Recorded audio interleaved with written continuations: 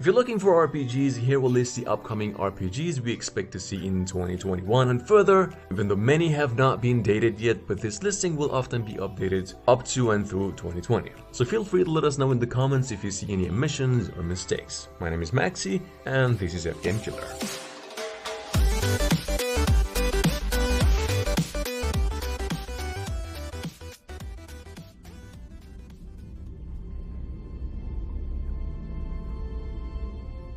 Baldur's Gate 3 made its grand debut at PAX East 2020 with a nearly 90-minute presentation showcasing combat, story, characters, and gameplay. Earlier this week though, we got to see another amazing cinematic, so in a second I will shut up and you can watch the rest of it. Just note, Baldur's Gate 3 is not a direct follow-up to the previous games, as it marks a fresh start for the series and aims to be the next great CRPG of 2020.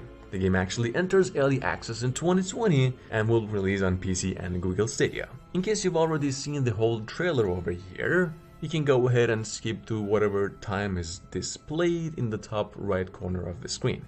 Here, I think. Yeah.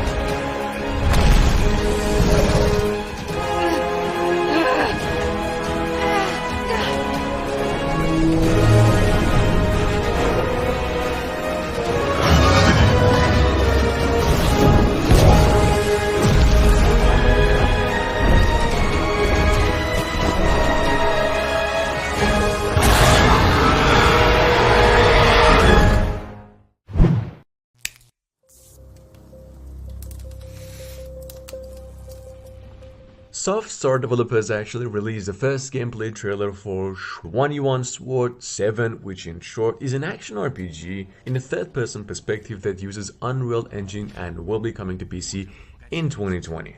Here, as you can see, players take on the role of this calm, reliable swords dude who was accidentally involved in this tragic fate, and now to protect his beloved family he starts a journey to find this truth. According to developers' description, the game will feature a real-time combat system. It will also have a smooth combo-based combat system with elements such as active skills, dodge, etc. And furthermore, players can use this bamboo scroll that you can use as a key to Elysium, capable of absorbing monsters, creating items, and more. It's also worth noting that the trailer here has an icon for NVIDIA RTX, so keep that in mind.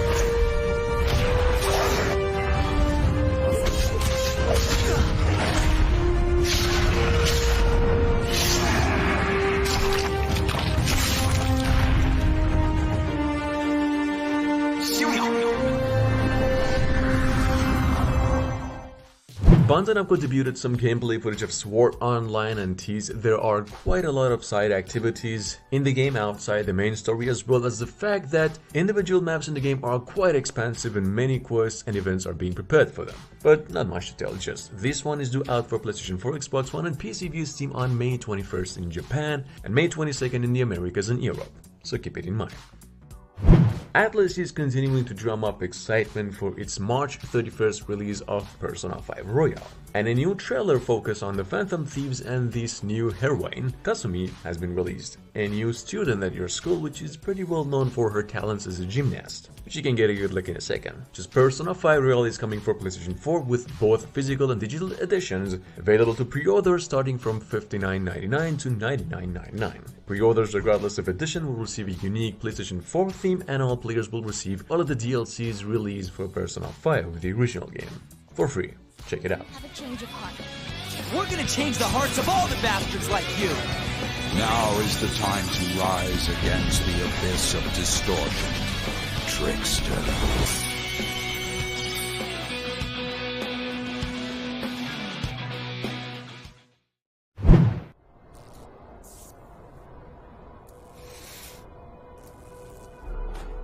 Fans looking forward to Final Fantasy VII Remake have likely run the recent demo in the ground at this point. But to keep the anticipation high, Square Enix is steadily trickling out fascinating new details about the game in another video called Inside Final Fantasy VII Remake, which is not this one because that video is actually about 22 minutes and I don't think that's something you guys want to see here. But developers said players will have a dramatically different aspect of Midgar when the game releases, which is March 10th, 2020. The remake is coming to only PlayStation 4 for now. Final Fantasy VII Remake won't even encompass the entity of the original game, and yet the recently leaked file size indicates it's already the biggest Final Fantasy game of all time. In fact, bigger than almost every other game on PlayStation 4, which could probably mean the remake honors the legacy of the original in a very important way? I don't know, we will find out.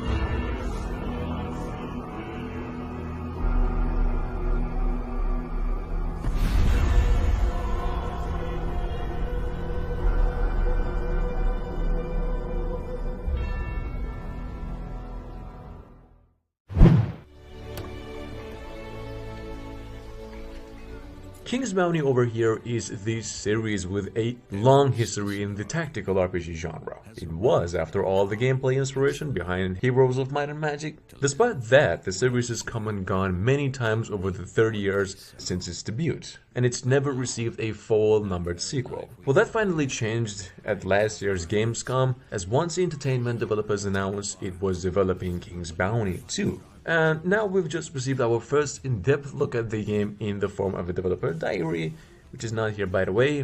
But you might want to know that it focuses on how King's Bounty 2 will differ, and it's more heavy on its RPG aspects, with a third-person camera, branching quests, dialogue options, and a morality system that determines how NPCs and companies treat you, and how the game's combat actually works. But that's it, King's Bounty 2 has no fixed release date other than sometime in 2020. So make sure to stay tuned. Fight for your king?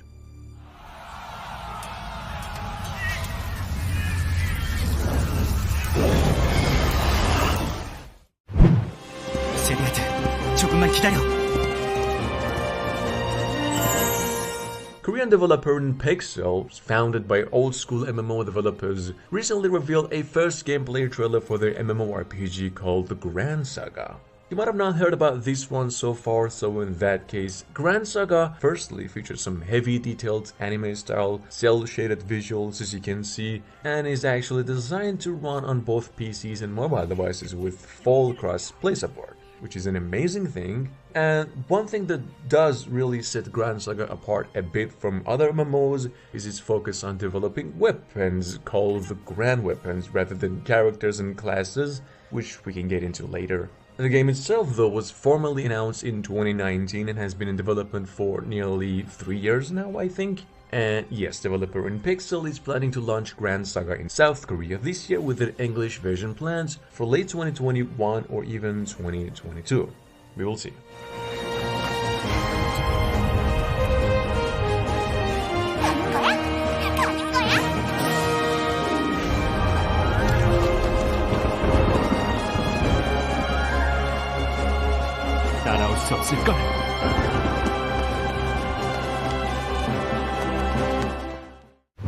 This is the Mana Sword. The final trailer for Childs of Mana remake just dropped ahead of the game's launch, which is April 24th. Square Enix apparently will also release a demo for the game this week. This one's the third game in the long-running Mana series, which wasn't available to Western markets until lately, which is now back to rebuild the game from the ground up, with new graphics, art style, and reworked gameplay. Those eager to play this one will actually be able to use this demo starting today to get a head start, as save data is able to be transferred to the full game actually when it launches for PlayStation 4, Nintendo Switch, and PC. Let's check out the new trailer. We've done it! This is horrible! The Benevodons have awakened! Evil! Won't let him get away! Whoa! This thing's so tough! And it's huge! That icicle looks dangerous and powerful. I will show you the strength of my will! Take your punishment! Get back! You can't run! Oh dear. What does this oppressive aura mean? Ever since that day you beat me, I've been getting stronger. I'll show you power, right here, right now!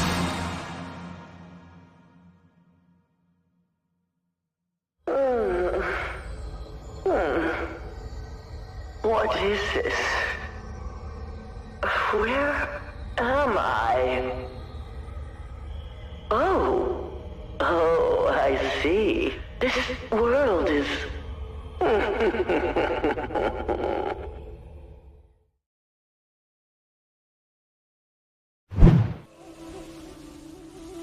Naraka Blade Point over here is an online action coming to PC later this year, and we have heard the game brings about an action-filled gameplay with endless possibilities, in which players may also traverse the map at high speed and wield a plethora of weapons and skills, and developers even said each character is gonna have their own skill set, of course. right?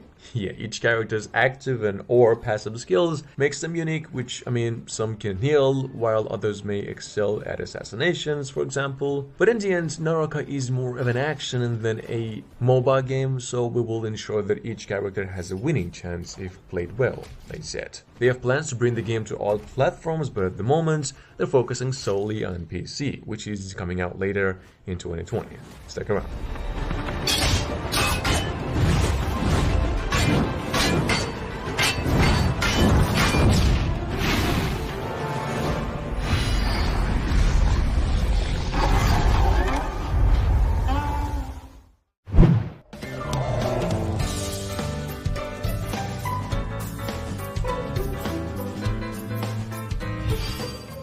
Sakura Wars over here, the upcoming Japanese steampunk adventure, revealed a new trailer and launch edition details lately. And as you will see, the trailer here details the relationship and choices that players will need to make in the RPG, allowing players to navigate social interaction with their friends and colleagues, which is actually designed to allow players make the best decisions to build friendships or even romantic connections between you and other members of the game world. If you haven't heard about Sakura Wars somehow, then you've probably missed a series of Sakura War games coming out of Japan since 1990s, and you might want to know the games, and their spin-offs are set in a fictional period in Japan called Taisho, where characters with magical abilities pilot steampunk mecha and battle demons.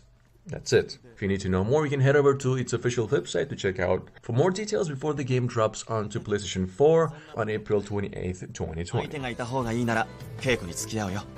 さあ、それじゃあ始めるわよ。それはひどいな。君の部屋に行かないのは二人で会うのがいつも公園だからだろ。この場面なら今ぐらいの声の大きさが正解。センスあるわよ、キャプテン。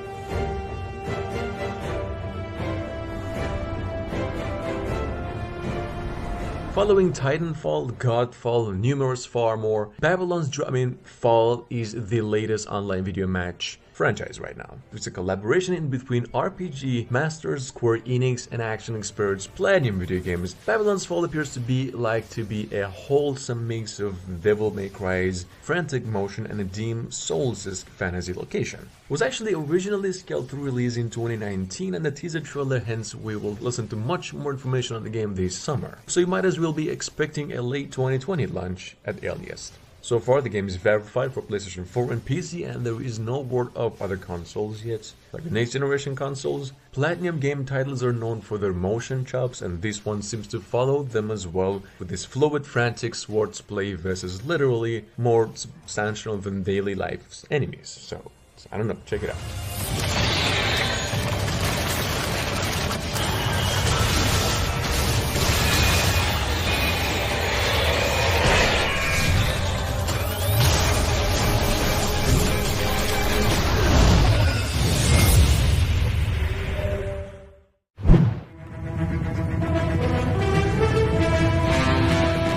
Mountain Blade 2 Bannerlord has narrowed down its launch window to a launch day. It's a moment that's many long years in the making. In case you haven't heard already, the sprawling medieval RPG is releasing on March 31st, 2020, which is like a couple weeks, and on its launch, the early access build will have single-player story content and multiplayer. In summary, players can create their own character, explore the continent, command and fight, lay siege, trade items, and much more. Mountain Blade is kind of a lot.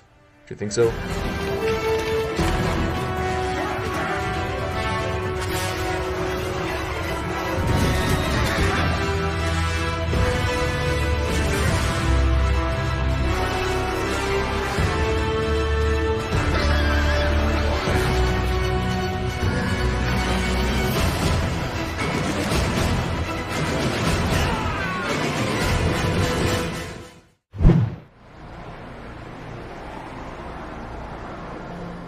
So the co-op Dungeons & Dragons hack and slash series Dark Alliance is finally making a comeback. It's a brand new game dubbed simply Dark Alliance, set to be released this autumn. But it's also described as a spiritual successor to PlayStation 2's Baldur's Gate Dark Alliance games, this time around with enhanced graphics, of course, gameplay, and, well, you can say it is a significant improvement just all around the game. Here's some good news for everyone. Dark Alliance will come to both consoles and PC. The multiplayer title is meant to be played with friends, so online connectivity is the key. It's also an old school series, and so it will support old school modes of co-op, including a split screen mode. So make sure to stick around for a precise release date.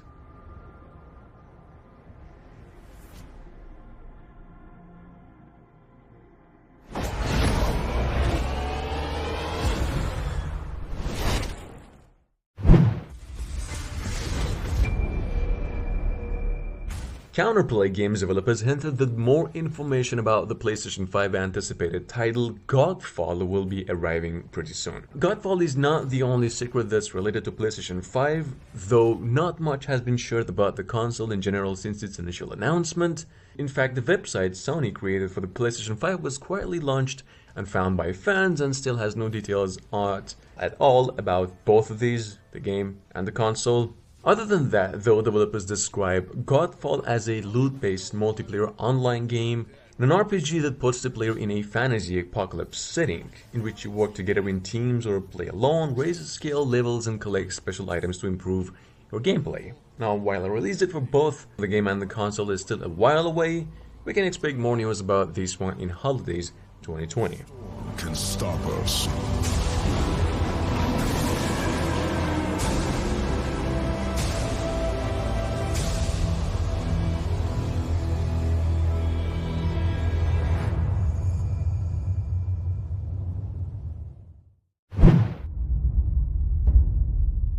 The sequel to 2011's The Elder Scrolls V Skyrim, The Elder Scrolls 6 obviously has been eagerly anticipated by fans since its initial bare bones revealed at E3 2018, and since then we haven't had much in the way of details on it other than the fact that it will be heading to next generation consoles. Well, just now, a whole load of new information on the game, including the game's release year of 2025 is rumored. Twitch account apparently Elder Scrolls 6 will be called Redfall and takes place in the regions of High Rock and Hammerfall, and that the main quest will revolve around this tower that's said to be the oldest building in all of Tamriel. Please take these all as a grain of sand, and make sure to stay tuned for more updates as we get them.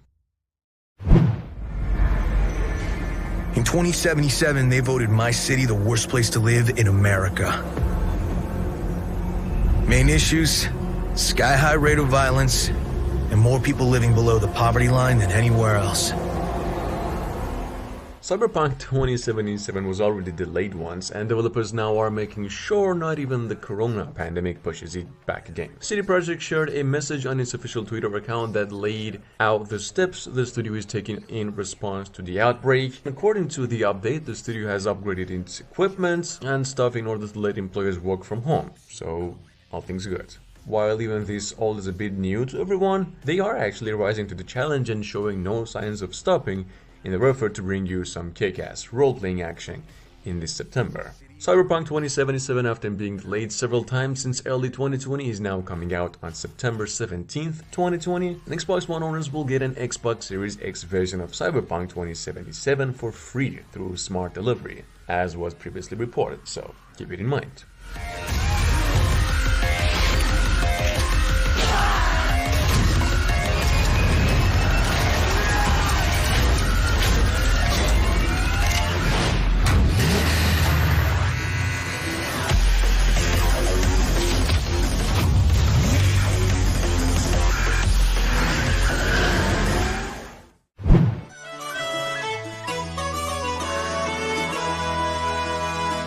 Fairy Tail, the upcoming turn-based role-player that adapted from the manga and anime with the same name, has been delayed. Yes, the colorful title was originally set to launch on the 19th of March, but due to developers' desire to further enhance the game for a more enriching Fairy Tail experience, its release has been pushed back to the 25th June of 2020 in Europe, and then 26th June 2020 in North America, so to speak. Honestly, June appears to be a much better date for Fairy Tail. I mean, March is already packed with games like Persona 5 Royal, Doom, One Piece, I don't know. Fairy Tail was just going to be buried. I mean, for all I know, this game seems to dispel the myth by being the very first good Fairy Tail game ever. I don't know. Welcome to Curse of the Dead Gods. a rich and demanding roguelite releasing March 3rd in early access on Steam.